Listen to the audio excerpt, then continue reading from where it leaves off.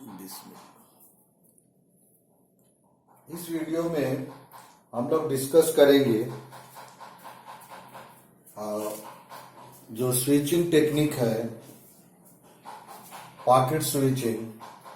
दो जो टेक्निक है, सर्किट स्विचिंग और मैसेज स्विचिंग, वो दोनों मैं डिस्कस कर चुका हूं इसके पहले जो वीडियो थे उसमें।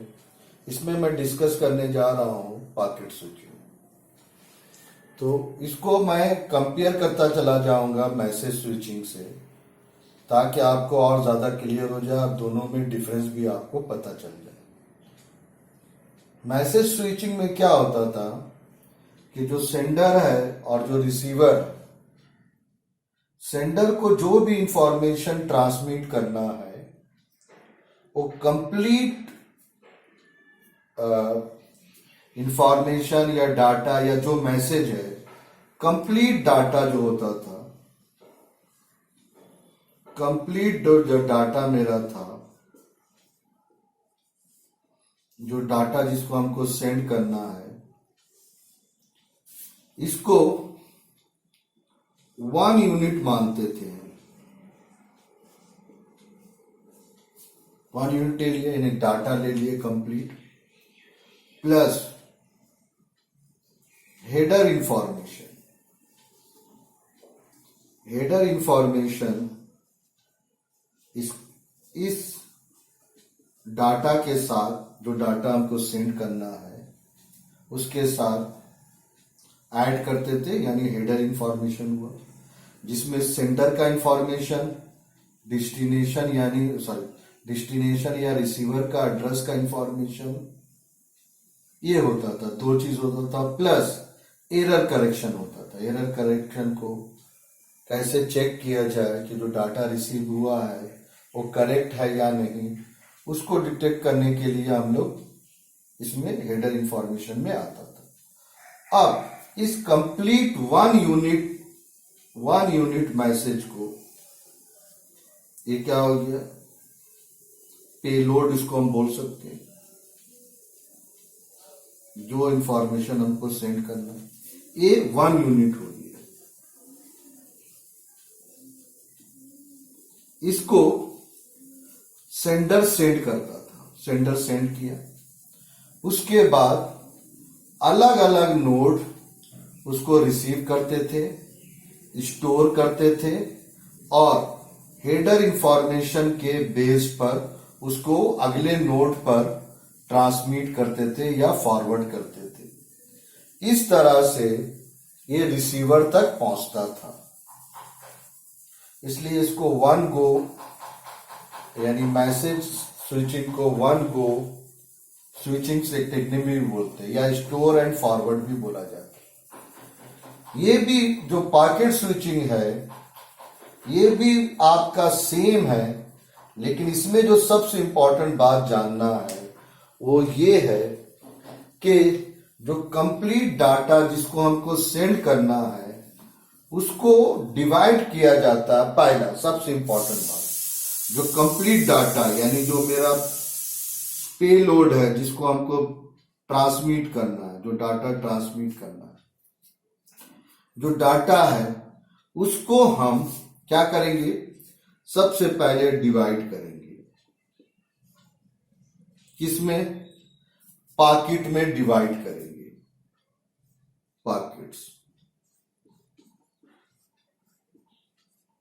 पॉकेट्स में डिवाइड करेंगे। ये जो पॉकेट्स है, ये पॉकेट्स आपका सेम साइज का भी हो सकता है या डिफरेंट साइज का भी हो सकता है। ये डिपेंड करेगा कि जो कम्युनिकेटिंग नेटवर्क किस प्रोटोकॉल्स को फॉलो कर रहा है। इंपॉर्टेंट बात, पॉकेट्स का मतलब क्या हुआ यहां पर, या जिसको हम बोलेंगे पार्ट्स में हम डिवाइड करेंगे।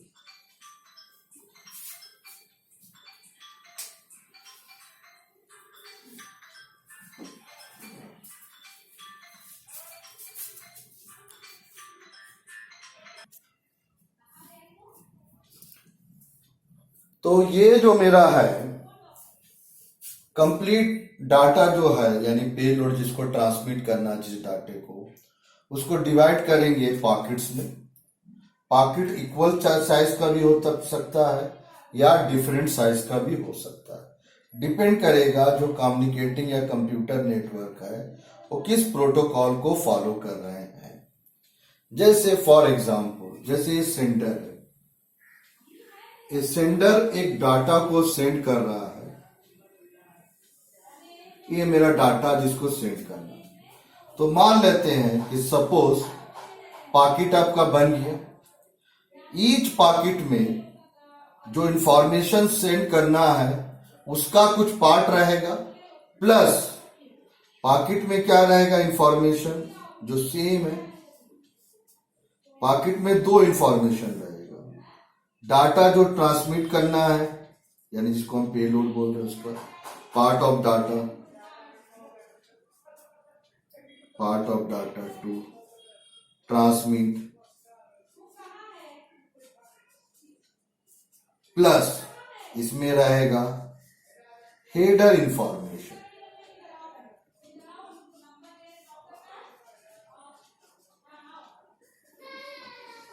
हेडर इंफॉर्मेशन में क्या क्या रहेगा, सोर्स का इंफॉर्मेशन पहला, उसके बाद रिसीवर का इंफॉर्मेशन यानी डेस्टिनेशन का इंफॉर्मेशन,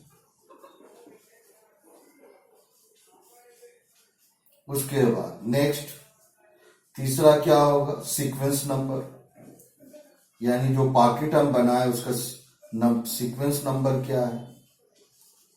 उसके बाद एरर चेकिंग यानी कैसे कोड इसमें कुछ रहेगा जो जिसके हेल्प से हम चेक करेंगे कि जो डाटा रिसीव किए हैं वो करेक्ट है कि। अब मान लेते हैं टोटल डाटा को हम डिवाइड कर दिए हैं आपका चार पॉकेट में, पॉकेट नंबर 1 2 3 4। हर एक पॉकेट में एक्चुअल जो इंफॉर्मेशन ट्रांसमिट करना है उसका कुछ पार्ट है, प्लस हेडर इंफॉर्मेशन है और इसको ट्रांसमिट किया। तो हो सकता है कि यहाँ ये नोड जब रिसीव करेगा चारों पॉकेट को, तो इसके बाद ये नोड कुछ पॉकेट को इस रूट में ट्रांसमिट करेगा। मान लेते हैं ये रूट में आपका चला गया 1 नंबर और 3 नंबर पॉकेट इधर चला गया और एक 4 भी इसी रूट में चला गया और जो मेरा 2 नंबर है वो इधर आ गया, इधर से जा रहा है, इधर से ट्रांसमिट हो रहा है इधर से। यहां आने के बाद आपका क्या हुआ, 3 और 4 हुआ पॉकेट इस रूट से होते हुए इस नोड पर पहुंचे। हो सकता है कि रूट पॉकेट 1 इस रूट से होते हुए आपका फिर इधर से इधर होते हुए फिर ये इधर होते हुए आपका इधर पहुंचेगा और ये दोनों इधर से इधर पहुंचेंगे। हुआ ये 2 इधर आया तो 2 इधर आया तो ये हो सकता है इधर आया, इस रूट में आया, फिर इस रूट से इधर आया यानी पॉकेट नंबर 2 ये हो गया आपका।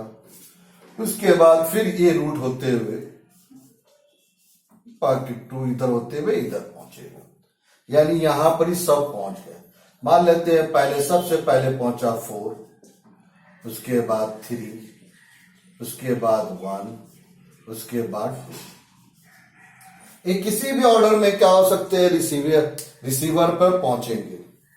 लेकिन इसमें इंपॉर्टेंट बात देख रहे हैं, हर एक पॉकेट कोई डिफरेंट रूट से होते हुए रिसीवर तक पहुंच सकता है। इसका मतलब है कि हर पॉकेट सेम रूट को फॉलो नहीं करेंगे ट्रांसमिट करने के लिए रिसीवर को। कोई भी रूट्स हो सकता है जो उस पर्टिकुलर टाइम में अवेलेबल होगा नोड के लिए, उसको आगे फॉरवर्ड करने के लिए। और ये किसी भी ऑर्डर पे क्या हो जाएगा, रिसीवर पर ये रिसीव होगा। रिसीवर पर रिसीव होने के पहले पर हार्डवेयर क्या करेगा, जितने भी पॉकेट है उसको रीअसेंबल करेगा। किसके हेल्प से? किस सीक्वेंस नंबर के अकॉर्डिंग टू क्या करेगा, उसको क्या करेगा, रीअसेंबल करेगा। और उसके बाद जो रिसीवर एंड पर जो एप्लीकेशन है वो क्या करेगा, उसको फाइनली एक्सेस करेगा। तो ये क्या हुआ आपका, किसके बारे में इंफॉर्मेशन हुआ? पॉकेट स्विचिंग के बारे में हुआ।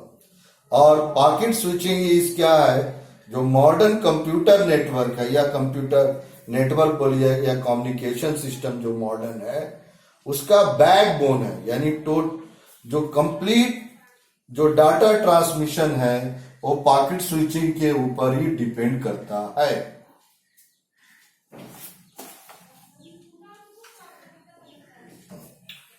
अब इसके बाद हम देखेंगे पॉकेट स्विचिंग में भी आपका, इसको भी हम दो कैटेगरी में डिवाइड कर सकते हैं कि how the data transmitted from sender to receiver, यानी डेडिकेटेड पाथ से ट्रांसमिट होगा या किसी भी रूट से होते हुए रिसीवर तक पहुंचेगा।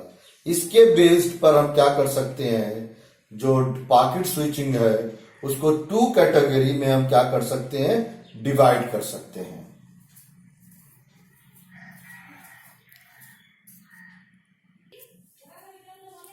अभी जो हम लोग डिस्कस किए थे पॉकेट स्विचिंग, इसी स्विचिंग को हम कनेक्शन लेस स्विचिंग भी बोलते हैं। इस पॉकेट स्विचिंग को हम कनेक्शन स्विचिंग भी बोलते हैं, इसलिए कि ईच पॉकेट क्या है, किसी भी रूट के थ्रू होते हुए रिसीवर तक पहुंचेगा और किसी भी ऑर्डर में पहुंच सकते हैं। कोई भी पॉकेट आपका कोई भी रूट को फॉलो करेगा और डिपेंड करेगा कि नोड उसको किस रूट के थ्रू फॉरवर्ड कर रहा है नेक्स्ट नोड के लिए या डेस्टिनेशन के लिए। ये इंपॉर्टेंट बात है। लेकिन ये हुआ डाटा ग्राम, या इसको हम क्या बोलते हैं, कनेक्शन लेस स्विचिंग बोलते हैं, जो मैंने अभी यहां डिस्कस किया। लेकिन इसका एग्जाम्पल में आप देख सकते हैं, इसका एग्जाम्पल में आप, जो मैं अपने नोट्स में भी लिखा हूं आपका, वो मेरा है। इसका एग्जाम्पल में आप लिख सकते हैं। एग्जाम्पल में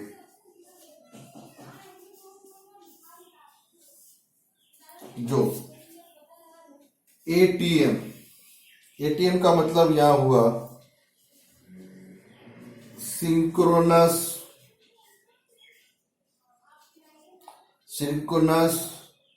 ट्रांसमिशन मोड।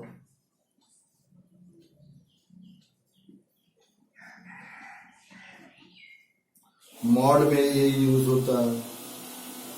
प्लस दूसरा ये एक और है जो POTS बोला जाता है। ये क्या एक्चुअल में प्लेन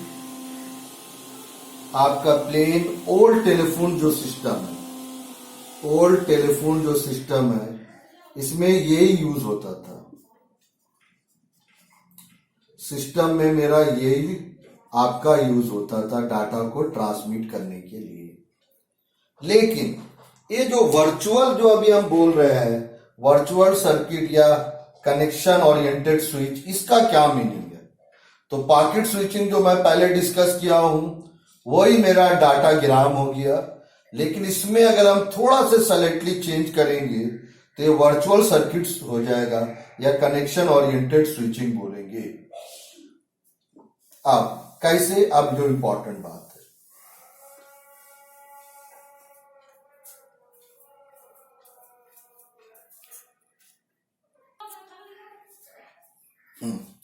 तो वर्चुअल पॉकेट स्विचिंग में क्या होता है, जो इंपॉर्टेंट बात है, आप थोड़ा सा रिमाइंड करेंगे सर्किट स्विचिंग में जो डाटा ट्रांसमिट होता था, कैसे ट्रांसमिट होता था? पहले सेंडर और रिसीवर के बीच में एक डेडिकेटेड पाथ स्टेबलाइज होता था, बनता था थ्रू डिफरेंट नोड्स। और जब डेडिकेटेड पाथ जब बन जाता था उसके बाद सेंडर आपका डाटा को ट्रांसमिट करता था रिसीवर को। और इस केस में जो पाथ बना है, जो कनेक्ट हो गया, जो जो रूट आपका बन गया है, उसी रूट से कंप्लीट डाटा आपका ट्रांसमिट होता था। और रूट कुछ भी हो सकता है। और जब तक कनेक्शन बना रहेगा सेंडर और रिसीवर के बीच में, सेंडर और रिसीवर के बीच में जब तक कनेक्शन बना रहेगा, जब तक सेंडर आपका रिसीवर को डाटा ट्रांसमिट करेगा। जब कंप्लीट डाटा ट्रांसमिट हो जाएगा, उसके बाद क्या होता था, कनेक्शन को टर्मिनेट कर सकते हैं दोनों में से कोई भी एक पार्टी, यानी सेंडर या रिसीवर। उसके बाद वो कनेक्शन क्या होता था, पाथ ब्रेक होता था या क्लियर हो जाता था। इसमें भी यही है। पहले सबसे पहले क्या होगा, इसमें जो सबसे इंपॉर्टेंट बात है, पहला पॉइंट जो सबसे है, एक डेडिकेटेड पाथ, जिसको हम रूट जनरली बोलते हैं, रूट हो गया। ये बनेगा फ्रॉम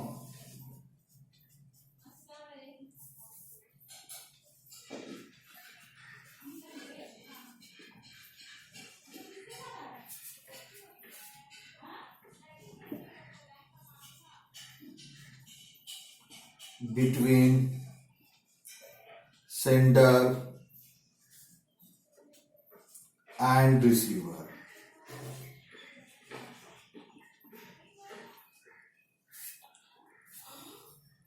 Through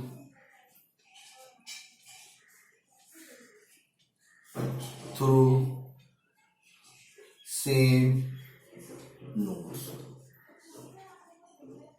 जैसे फॉर एग्जाम्पल ये सेंड करना चाहता है रिसीवर को डाटा, एक पाथ बन गया, मान लेते हैं पाथ ये बना।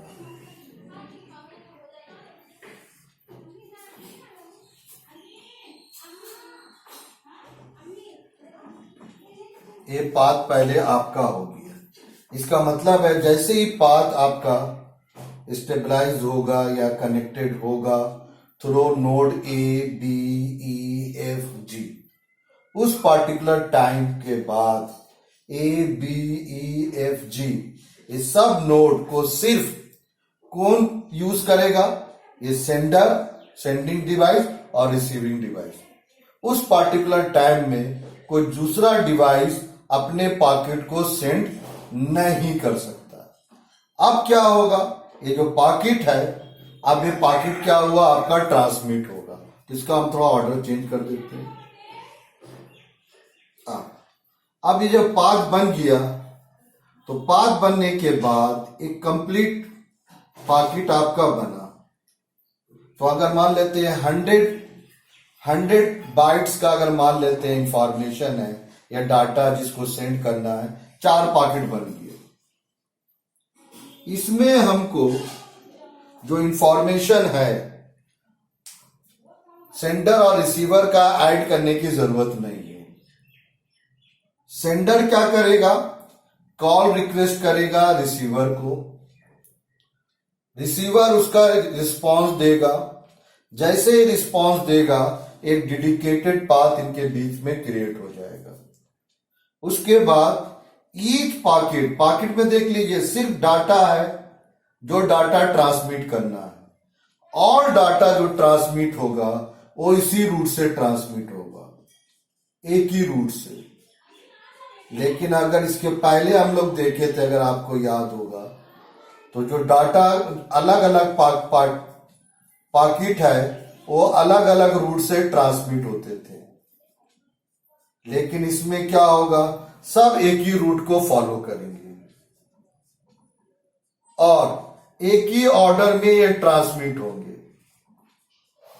लेकिन इसके पहले हम लोग देखे थे, क्या देखे थे, कि किसी भी ऑर्डर में आपका पॉकेट रिसीवर तक पहुंचेगा, उसके बाद सीक्वेंस नंबर के अकॉर्डिंग टू और रीअसेंबल्ड होगा, और उसके बाद रीअसेंबल होने के बाद जो एप्लीकेशन जो रन हो रहा है रिसीवर पर वो उसको एक्सेस करेगा।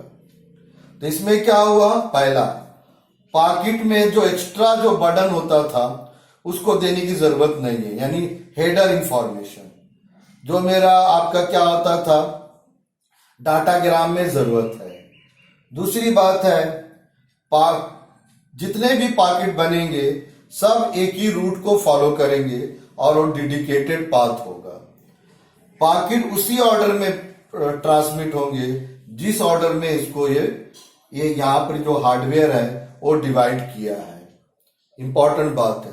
और सेम ऑर्डर में क्या होगा, रिसीव होगा। यानी पहले अगर 1 नंबर पॉकेट सेंड किया गया है तो ये क्या हो जाएगा, 1 नंबर क्या होगा, रिसीव करेगा पॉकेट को, फिर सेकंड नंबर, फिर थर्ड नंबर, फिर फोर्थ नंबर, इस तरह रिसीवर करेगा। उसके बाद जो कॉलर रहेगा, जो मतलब जो रिसीवर है, वो एक्नॉलेजमेंट क्या करेगा, सेंडर को सेंड करेगा कि जो डाटा है वो कंप्लीटली आपका सेंड हो गया है। तो ये बहुत ही इंपॉर्टेंट बात है। इसमें एक बात बताना है कि इसमें क्या है कि आपका सर्किट स्विचिंग की तरह एक डेडिकेटेड पाथ बनता है। जितने भी पॉकेट है सेम रूट को फॉलो करेंगे, डाटा ट्रांसमिट होने के पहले ही डेडिकेटेड पाथ बन जाएगा। सेंडर पार्टी कॉल को रिक्वेस्ट करेगा, रिसीवर उसको क्या करेगा, रिस्पॉन्स देगा और उसके बाद डाटा ट्रांसमिट होंगे। पॉकेट का साइज ओवरलोडेड नहीं होगा। जो क्या होता था पॉकेट डाटाग्राम में, हर एक पॉकेट में क्या होता था, हेडर सेंडर का और एरर करेक्शन का जो इंफॉर्मेशन होता था। तो ये क्या है, ऑल अबाउट किस क्या है कि ये है मेरा वर्चुअल पॉकेट स्विचिंग सिस्टम। इसमें एक डायग्राम मैं इसमें और बनाया हूं जो आपके नोट्स में है, उसको भी आप बना सकते हैं। उसमें हमने सेंडर और रिसीवर के बीच में 2 नोड को दिखाया है, लेकिन इसमें आप इस केस में मैं जो डेमोन्स्ट्रेट किया हूं अभी आपको समझाने के लिए, इसमें कितने नोड है इस पाथ में, ABEFG। ठीक है, अब नेक्स्ट वीडियो में हम लोग डिस्कस करेंगे इसके बाद जो चैप्टर है प्रोटोकॉल एंड स्टैंडर्ड, उसको हम डिस्कस करेंगे। Thank you.